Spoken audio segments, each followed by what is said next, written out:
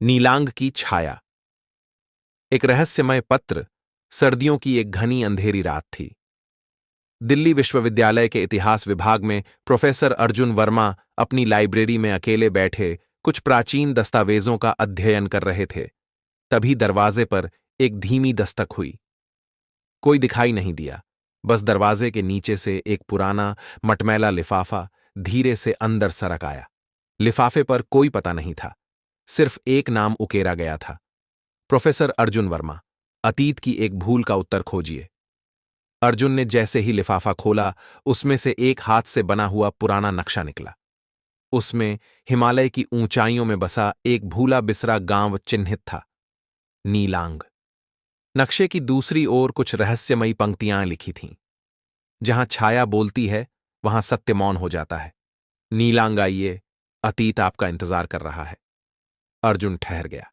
नीलांग, वही स्थान जिसे भारत तिब्बत सीमा विवाद के बाद प्रतिबंधित क्षेत्र घोषित कर दिया गया था।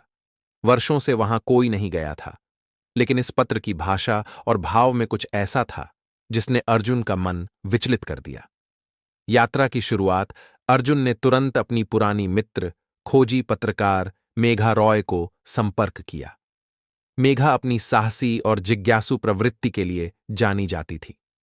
जब अर्जुन ने उसे वह रहस्यमय पत्र और नक्शा दिखाया, तो उसकी आंखों में उत्साह की एक अलग ही चमक थी। नीलांग, उसके बारे में तो मैंने सिर्फ कुछ अफवाहें सुनी हैं, मेघा ने कहा। कोई कहता है वहां वक्त ठहर जाता है, तो कोई कहता है वहां आत्माएं पहरा देती हैं। अर्जुन ने निर्णय ले लिया। 1 सप्ताह के भीतर दोनों उत्तराखंड के गंगोत्री राष्ट्रीय उद्यान की ओर रवाना हो गए। रास्ता कठिन और खतरों से भरा हुआ था। बर्फ की तेज हवाएं, तंग पगडंडियां और हर मोड़ पर छिपे हुए खतरे। लेकिन रहस्य की यह अनकही पुकार इतनी जोरदार थी कि पीछे मुड़ना संभव नहीं था।